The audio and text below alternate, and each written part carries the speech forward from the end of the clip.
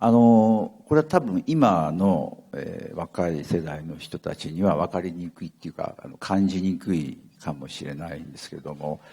僕は1951年生まれ、50年ですね、なので、60年代後半が60年代半ばが10代ですね。で、その頃、若い、文学の愛好者っていうのが何に惹かれていたかっていうと、とりあえず日本の現代文学じゃなかったですね。で、今のようにインターネットもないし、どんどん情報が入ってくるわけでもないと、これは僕割とはっきりと覚えてるんですけれども、まず映画、それから言葉で言うと現代詩、から音楽だとジャズとか、ロックですね。でこれを限られてラジオだったりレコードだったり、そこから輸入してくるっていうことが多かったですね。なので小説で言えば外国文学、それもどっちかというとフランス文学、現代フランス文学ですね。だから僕で60ちょっと覚えてない63年か4年ぐらいに新潮社かな、現代フランス文学13人集っていうのが出まして、でその辺からカミューの手帳とかですね、ですからフランスの文化ね、映画もいろんな映画入ってたんですけど、やっぱり60代ヌーベルバーグでゴダールとかトリフォーの影響がやっぱり圧倒的に強くてですね、もちろんその中に大江健三郎さんの小説とかもちろん読むんですけども、どっちかっていうと大江さんたちがマイナーで、やっぱりカミューであったり、もっとその時はちょっとロブ・グリエとかナタリー・サローとかですね、アンチロマンの人たちとか、クロード・シモンとかね、だから外国文学を翻訳で読む、それから現代詩を読む、それでヌーベルバーグの映画を見る、ジャズはコルトレーンを聴くと、今まで言って単純って言えば単純で、でもそういう共通の文化みたいなものがどこでもあって、僕大阪で、そういう環境で育って、東京で大学に入ってきたらやっぱり文学好きな子はみんなゴダールを見て、コルトレーンを聴いて、紙を読んでるとっていう風なんだったですね。なので、多分そこの影響っていうのはずっとあって、日本の小説をそんなに中心に読むとか真剣に読むとか、っていうことではなかったんですね。で一つ言うと、その中でやっぱり一番今思うと詩と批評ですね。だから小林秀夫とか、もっと若くなると吉本隆明さんとか、江藤淳とか、っていう人たちの詩を読み評論を読むっていうことの方が意味があることで、小説を読むっていうのはどっちかって純文学だとエンターテインメントみたいな感じがあったと思うんです。なので、つまりこれどういうことかっていうと、僕の中で詩を書くとか、映画を作るとか、っていうなら話はわかるけど、小説を書くっていうふうに思ってなかったんです。で僕の周りでそういう活動をしてきた、同じ世代の子たちもまず詩を書く、批評を書く、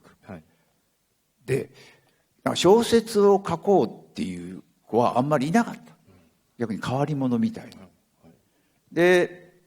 それが60年代の終わりぐらいですよね。で僕はそれからちょっと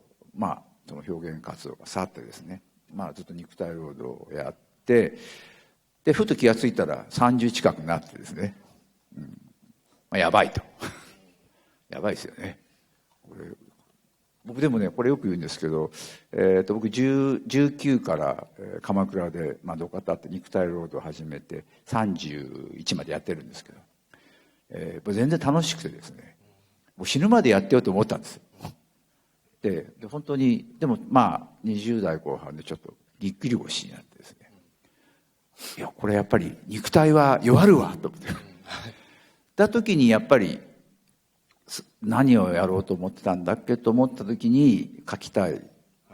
その書きたいって言った時に、じゃあ何を書くかって、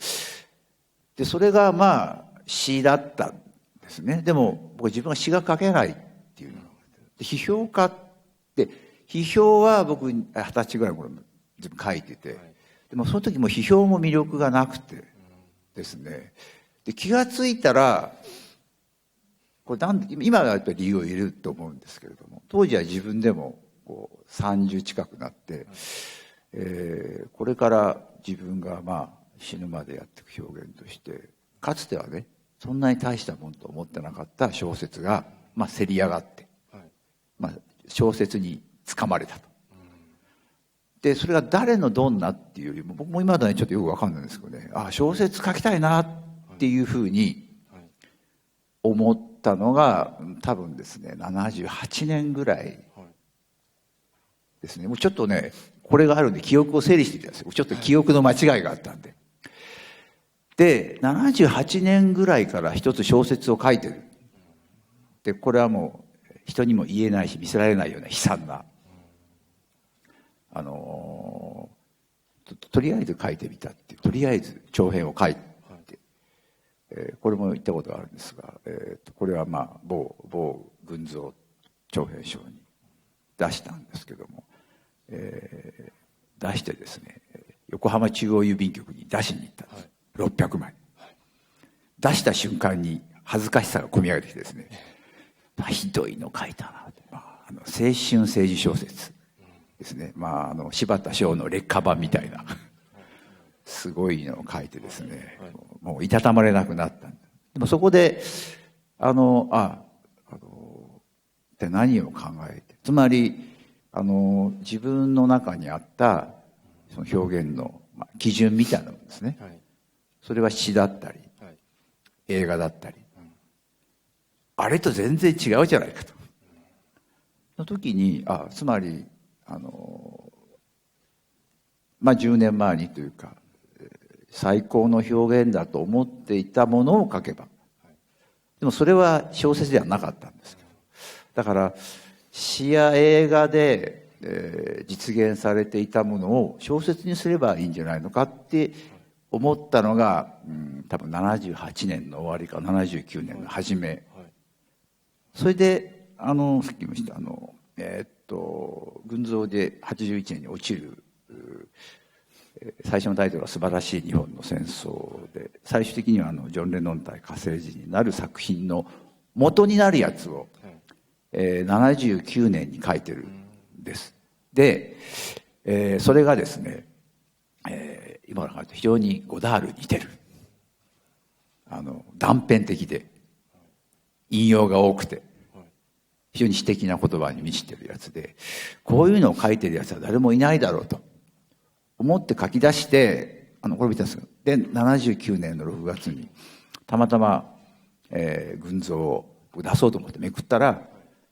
村上春樹さんの「風の歌を聴け」が、これが断片的な小説だったんですね。で僕これ書いたことがあるんですけども、一人でやってると思ったら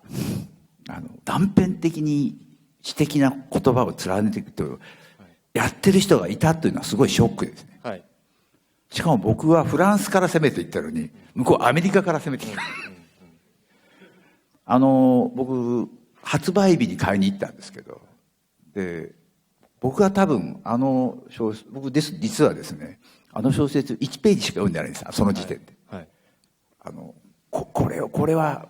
僕が先にやる予定だったのにでしかも僕がやってちょうど書いてるやつよりも、要するに僕の人ゴダール風にごちゃごちゃだったんですが、まあ同じやり方ではもう少し違ったエレガントなやり方でやったんで、かなり衝撃を受けて、僕ちょっとね3日ぐらい立ち直れなかったんです。まあそれで、結局気を取り直して一つ書いて、それはあんまりうまくいかなかったんですけど、で2つ目に書いたのが、ジョン・レノン対火星人になるやつで、ですから、当時誰もそういうふうに思ってはくれなかったんですけども、ほとんどゴダールの映画の、小説版っていうので、だからそういう意味では直接的な影響は、映画と、60年代の、文カルチャーそうなんですねっていうことだと思います。